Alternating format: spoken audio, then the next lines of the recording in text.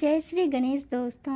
हमारी आज की कहानी का नाम है हरकत। कहानी अच्छी लगे तो प्लीज़ चैनल को सब्सक्राइब कर लीजिएगा। अब शुरू करते हैं कहानी। कल जब मम्मी ने तुमसे कहा था कि घर में मेहमान आने वाले हैं, छुट्टी कर लेना, तो तुमने छुट्टी क्यों नहीं की? अब तुम्हारे कारण मम्मी को अकेले ही सबको संभालना पड़ रहा है।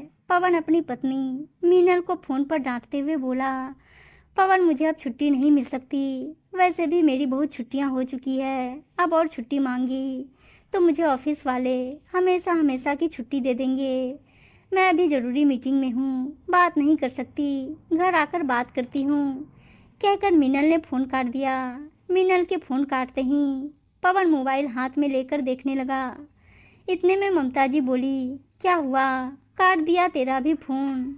जब वो तेरे ही कंट्रोल में नहीं है तो हमारी तो क्या ही सुनेगी।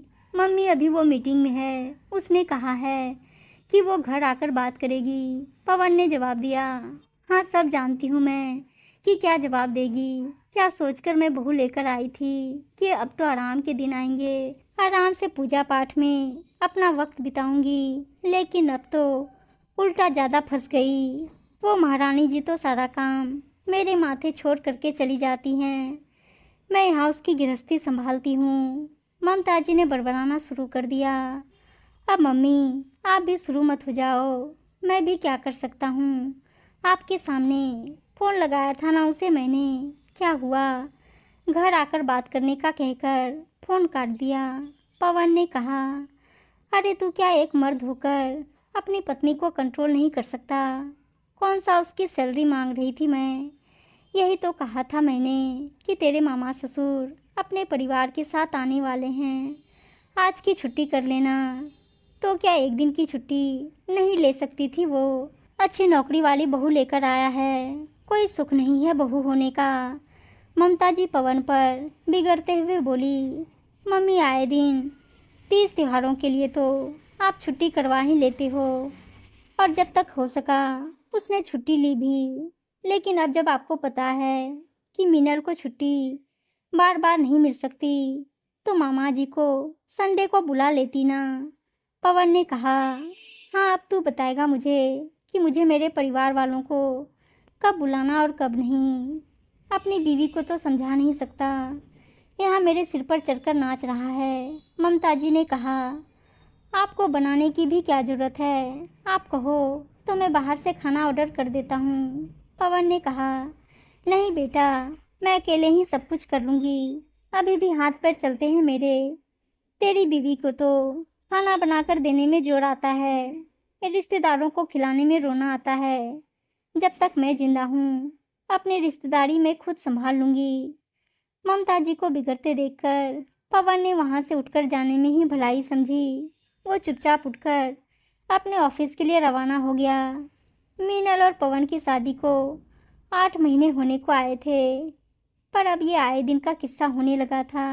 आजकल घर में बहू तो सबको पढ़ी लिखी ही चाहिए, ऊपर से नौकरी करने वाली हो तो सोने पर सुहागा।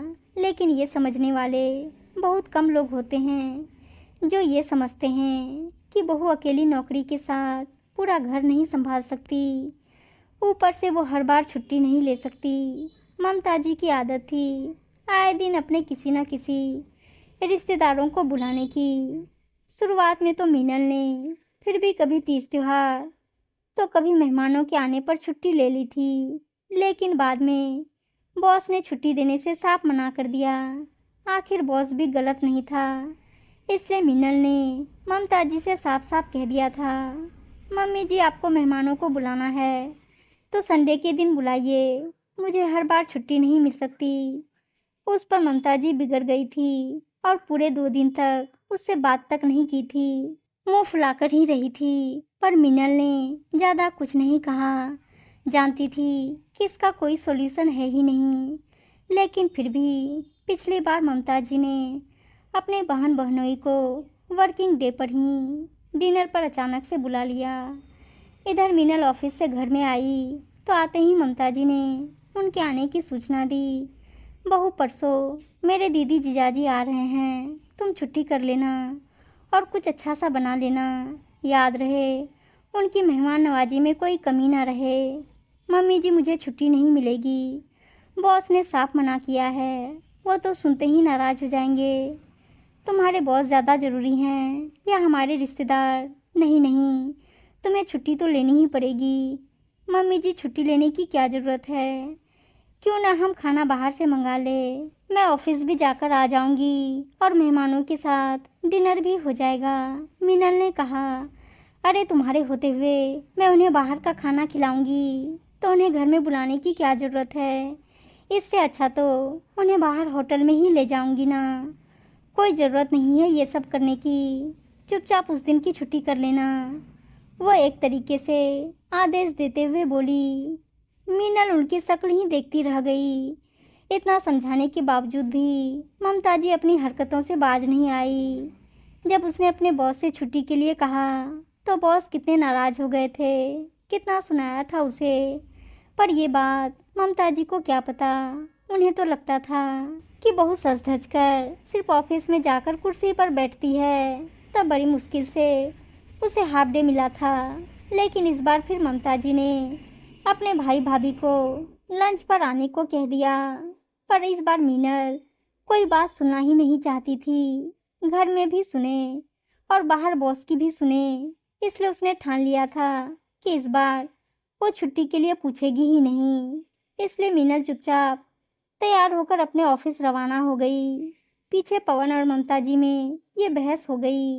खैर, ममता जी तमकते हुए रसोई में आई और खाने की तैयारी करने लगी। समझती क्या है अपने आप को, मुझे खाना बनाना नहीं आता। अरे ऐसा खाना बनाऊंगी कि सब लोग उंगलियां चाटते रह जाएंगे। पर उन्होंने 8 महीने से खाना तो बनाया ही नहीं था। बहू के आने के बाद तो वो रसोई से बिल्कुल फ्री हो चुकी थी। पहले रसोई अपने अनुसार रखती थी, लेकिन अब तो रसोई बहू के अनुसार थी, तो कौन सा सामान कहाँ था वो उन्हें समझ ही नहीं आ रहा था। ऊपर से खाने में क्या बनाए ये सोचने में ही काफ़ी देर लग गई। काम करने की आदत तो छूट ही चुकी थी, समझ में कुछ आ ही नहीं रहा था। वो आधे घंटे रसोई में ऐसे ही खड़ी रही। खाने का डिसीजन तो कुछ नहीं हुआ, लेकिन मन ही मन पछताने लगी कि क्यों पवन को मना कर दिया बाहर से ऑर्डर करने के लिए। जब काफ़ी समय यूं ही सोचने में बीत गया तो उन्होंने पवन को फ़ोन लगाया और उसे बाहर से खाना ऑर्डर करने को कहा। खैर, पवन ने खाना ऑर्डर कर दिया और इधर मामा जी का परिवार आकर लंच कर भी गया। शाम को जब मीनल घर आई तो ममता जी ने उससे कोई बात नहीं की। उन्हें लगा कि मीनल उनके पास आएगी, उन्हें मनाएगी, लेकिन ऐसा कुछ नहीं हुआ। लेकिन जब 2-3 बार ऐसा ही हुआ तो ममता जी को भी समझ में आ गया कि अब मीनल छुट्टी नहीं लेगी। कुछ चीज़ें उन्हें बहू के समय के अनुसार भी एडजस्ट करनी ही पड़ेगी। उम्मीद है दोस्तों कहानी अच्छी लगी होगी, और अच्छी अच्छी कहानियाँ सुनने के लिए चैनल को सब्सक्राइब और वीडियो को लाइक शेयर ज़रूर कर दीजिएगा। धन्यवाद दोस्तों।